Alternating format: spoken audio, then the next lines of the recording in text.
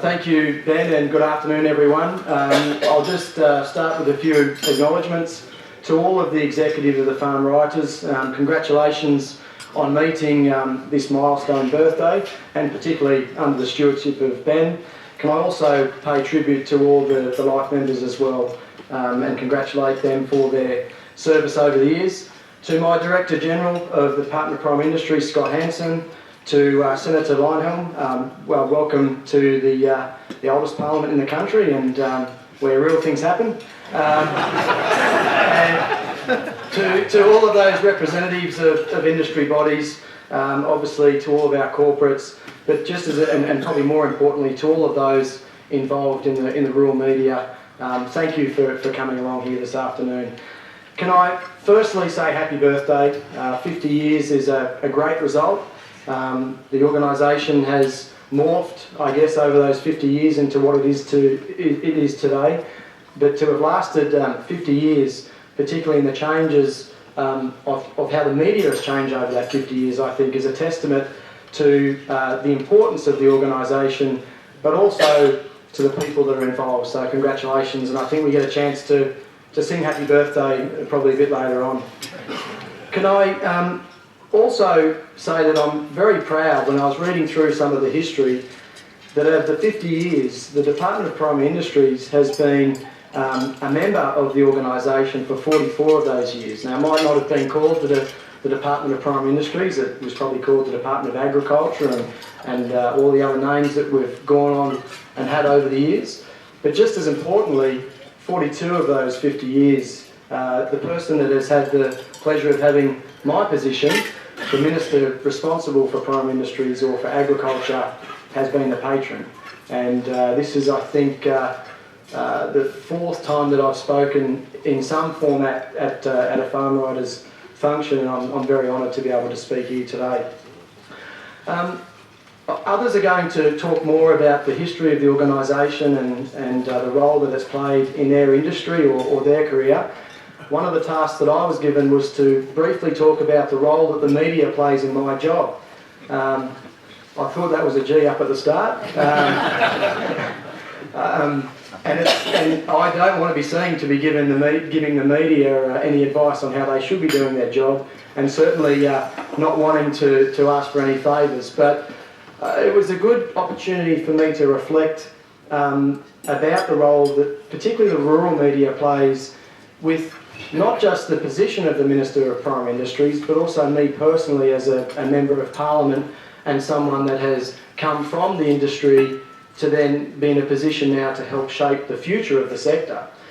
And that's what I wanted to briefly touch on this afternoon. Firstly, with the role of the Minister for Primary Industries and being the government representative, hopefully shaping policy and setting a way forward, particularly the rural media has a fantastic opportunity to hopefully talk up the sector. I'm absolutely optimistic about where the primary industry sector is placed, particularly here in New South Wales.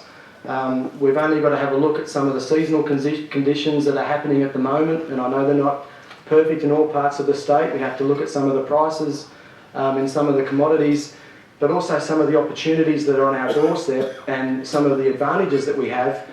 And I'm optimistic, and I think that's something that the media has a fantastic opportunity to be optimistic about as well, and talk up the benefits of the sector.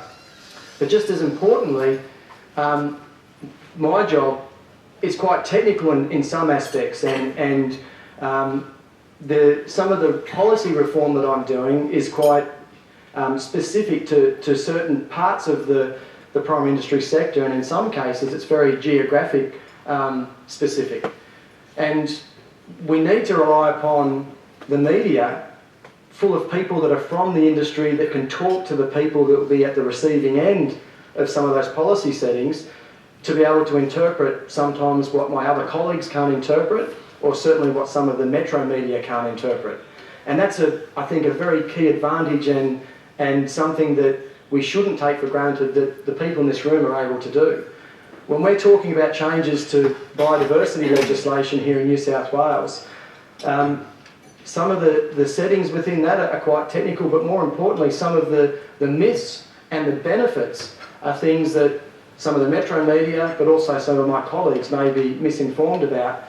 But having the people in this room, the people that understand the impacts and the benefits, to be able to provide their opinion or their reporting on such policy settings is vitally important to the role that I undertake as Minister. So that's just one example, and I could give you many, but we are very unique to have this organisation being able to be content rich and people that are from the industry reporting on the industry.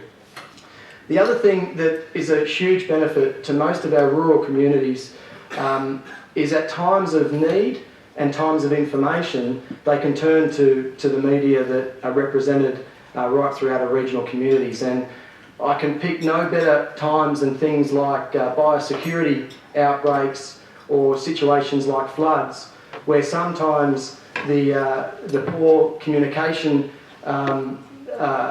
it's poor technology, or whether it's mobile phone service, most people are turning to their local media outlets for information.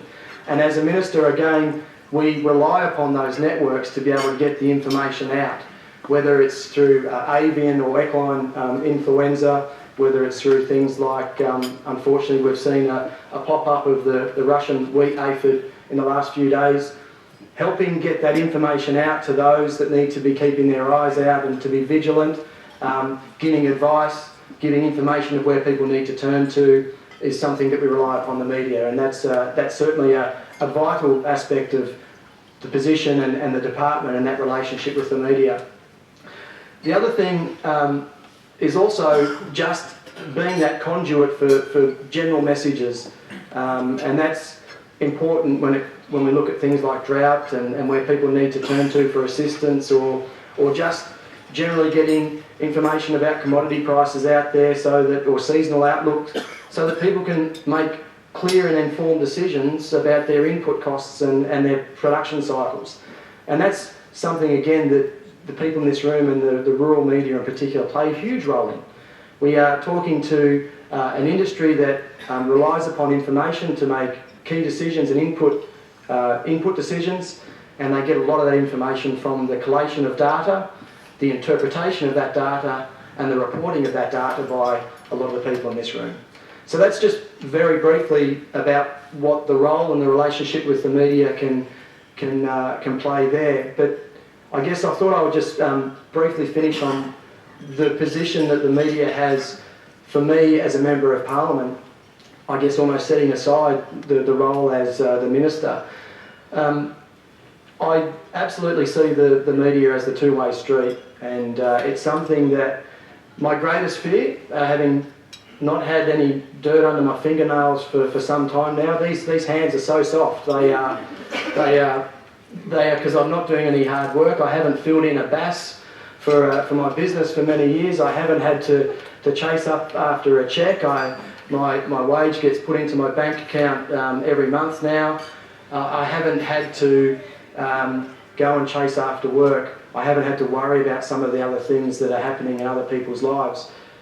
That scares me to a degree, because when you come from that background and you're placed in a position where you're making decisions about those people in which you were working alongside one day, and now you're making decisions about them, you need to make sure that you have perspective and you're hearing how that impact of your decisions is how it's being portrayed, or how it's actually hitting the ground when the decisions are made. And that's how I utilise some of particularly the rural media. So because the perspective, the storytelling, the people that usually may not have a voice, particularly in rural and remote areas, their voices and their concerns can be told through particularly the media and the rural media. And to me, that is something that, again, I don't take for granted. It's something that sometimes can be confronting as well. And I love the fact that many people, when I look around this room, that are all happy to say g'day today, and I think that's because we're signing to have the function here, and I'm not paying for the beer, but we're signing if you all take off at the end. We've had difficult conversations, and some of the things that have been reported sometimes are difficult, but that's what's important.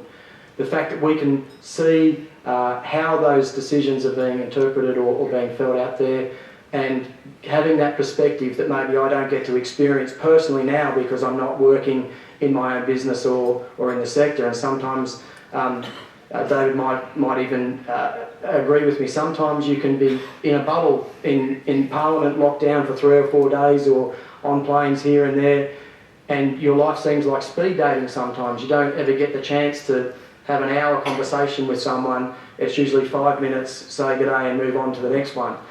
Those voices, those concerns, that feedback can be reported back through the media, and that's what I take from it. That's how I use it for my job, and for everyone that's involved in that, I say thank you. So more importantly, happy birthday.